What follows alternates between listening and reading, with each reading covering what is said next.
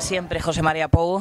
Buenos días, bienvenido ya, por fin, ya arrancamos la Catedral del Mar y creo que arrancamos con uno de los personajes, para mí, de los que hemos leído la novela, creo que con mejor energía, porque el resto de los personajes tienen lo suyo, porque Saad, creo que hay una palabra que le define, que es la lealtad, ante todo. Qué bonito, acabas de darme una clave del personaje. Sí, sí, es verdad. La lealtad y la humanidad. Y el sentido de fidelidad, que tiene mucho que ver con la lealtad. Me encanta que digas eso, porque yo creo también que Saad es uno de los personajes más positivos de la novela. Es uno de los personajes con más cualidades humanas. Es un personaje que no pide nunca nada a cambio y que sin embargo contrae desde el principio, desde su primera aparición en la novela, un compromiso con quien le salva la vida y lo mantiene hasta el final, hasta el punto de que cierra el ciclo. Arnau le salva la vida en un momento determinado. A partir de ese momento él se declara dueño de esa deuda con Arnau, sigue fiel a Arnau y le va devolviendo la deuda, digamos, en pequeñas dosis, ayudándole a construirse un futuro, a convertirse en un hombre. Se convierte Saad en una especie de padre protector del protagonista, hasta que al final, cuando el protagonista está en apuros y en trance de perder la vida, es Saad entonces el que viene, y viene de tierras lejanas a salvarle la vida, devolviéndole definitivamente aquel favor inicial. Es un personaje de los que nos gustan mucho los actores, porque tiene un recorrido, no es siempre igual, empieza de una manera y termina siendo de otra, y durante ese recorrido pasa por distintas acciones que le van definiendo, y le define mucho más todo aquello que hace que no todo lo que dice. Es un personaje que habla poco, pero que decide mucho. A eso es precisamente lo que iba. Creo que es de los personajes, no sé cómo se verá en la pantalla, pero creo que es un personaje marcado por sus silencios y por sus acciones, ¿no? ¿Cómo se lleva eso? ¿Cómo se describe eso dentro de la pantalla? Bueno, tiene una ventaja, que es algo que puede transcribir muy bien, describir muy bien la televisión y el cine, y que es muy difícil de dar en la novela.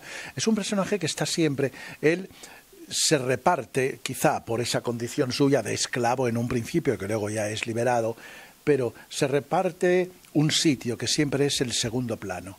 Siempre está por detrás observando, mirando y juzgando.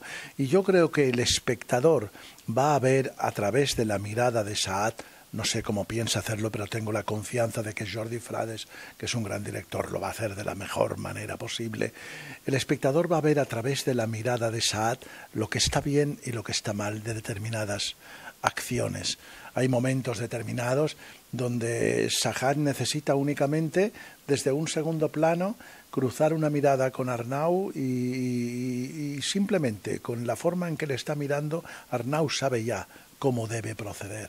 Arnau sabe ya si Saad aprueba o desaprueba aquella decisión que está tomando. Saad le enseña a Arnau, fíjate, acabo de cometer un error, he dicho Saad y no es Saad, es Saad. Saad le enseña a Arnau, le fabrica un futuro, le enseña a ser banquero, le enseña cómo se debe manejar el dinero, le enseña cómo funcionan las leyes de lo que ahora es de alguna manera la bolsa, ¿no? Le enseña a labrarse ese futuro de gran banquero o de gran cambista en el que se va a convertir, pero siempre con una humildad extrema, con una generosidad extrema. Es un personaje al que hay que definir mucho con la mirada, mirando mucho a cámara, intentando que la cámara recoja en los ojos todo aquello que uno va sintiendo aquí y aquí. Y eso es lo más bonito de hacer en el cine. Mira, lo que estoy haciendo yo ahora, dialogando con la cámara. Pero existe algo muy complicado, no sé si has leído la novela, entiendo que estás en ese proceso. ¿Existe? No, me he leído la novela, y además debo decir que me la he leído y he hecho un ejercicio que creo que poca gente habrá hecho fuera del equipo, que sí que lo ha hecho mucha gente, que es que me he leído la novela en 4 días y a continuación, después de cerrar la tapa dura del final de la novela, he abierto el guión y me he leído a continuación los 8 guiones, las 8 horas de la serie, con lo cual tengo una idea perfecta de lo que es la novela, de lo que es la serie, y puedo decir que la serie recoge de manera perfecta y admirable la esencia de la novela. Y Saad, porque precisamente cuando ese puente que hablábamos, ¿no?, que une la novela con el guión y viceversa, a veces se pierden, pero a veces se ganan cosas. Hemos hablado de que en el caso de Saad se puede describir mucho más en televisión que pues lo que puede estar reflejado en la novela. ¿Qué ha ganado y qué ha perdido Saad en ese paso de la novela al guión, bajo tu perspectiva? Yo creo que ha ganado eso de lo que hablábamos en el principio, la capacidad de expresarse con una mirada y de que el público vea el rostro de Saad y vea esa profunda mirada, una mirada casi milenaria, una mirada que viene de muchos años de cultura y sabiduría árabe que hay, del pueblo árabe que hay por detrás. Esto en la novela es imposible, como no te presenten una foto, ¿no? Puede que se pierda alguna peripecia menor, alguna anécdota menor. Ha perdido algo importante, quizá, que es el nombre, porque cuando Arnau le salva la vida a Saad, y el que entonces es el dueño de Saad, esclavo moro, que es el judío Hasdai, se lo regala a Arnau en agradecimiento, deciden que Arnau no puede tener un esclavo moro, ni quiere tener esclavo, entonces la condición de Arnau para aceptarlo es que se bautice y se convierta en cristiano. Entonces, a partir del momento en que se bautiza y se convierte teóricamente, entre comillas, en un cristiano, en la novela pasa a llamarse Guillem. Le bautizan con el nombre de Guillem y en la novela, a partir de ese momento, se habla siempre de Guillem hasta el final. Los autores de los guiones han pensado, yo creo que con buen criterio, que no hacía falta, que el personaje, que seguir llamándole Saad a ese personaje era como seguir manteniendo en la memoria del público la esencia de dónde viene ese personaje, ¿no? Y el personaje hasta el final se llama única y exclusivamente Saad en la serie. Ha perdido ese Guillem, que es un nombre por otra parte muy tradicional catalán que tenía en la novela. Pero yo creo que eso es una ventaja, es una buena pérdida en cualquier caso. Y ha ganado, pues eso, la capacidad de expresarse a través de que el público le vea la cara.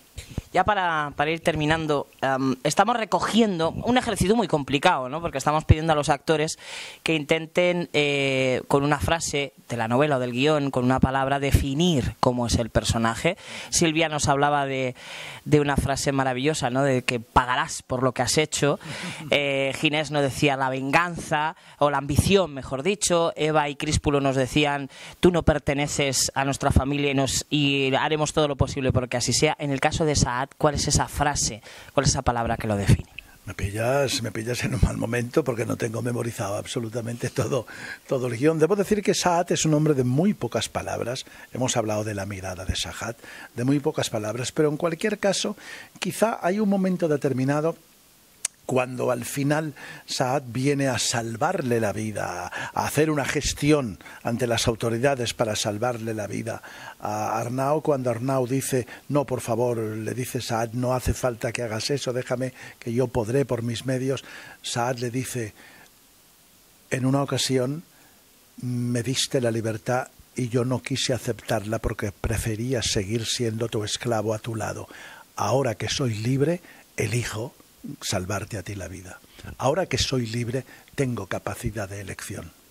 Ahora que soy libre, tengo capacidad de elección. Decíamos al principio que Saad es posiblemente uno de los personajes más bonitos, con mejor energía dentro de la Catedral del Mar, y seguramente dentro de esos 8 capítulos disfrutaremos de ese recorrido vital magnífico de la mano de José María Pou. Muchísimas gracias. Gracias a vosotros, intentaremos no decepcionaros.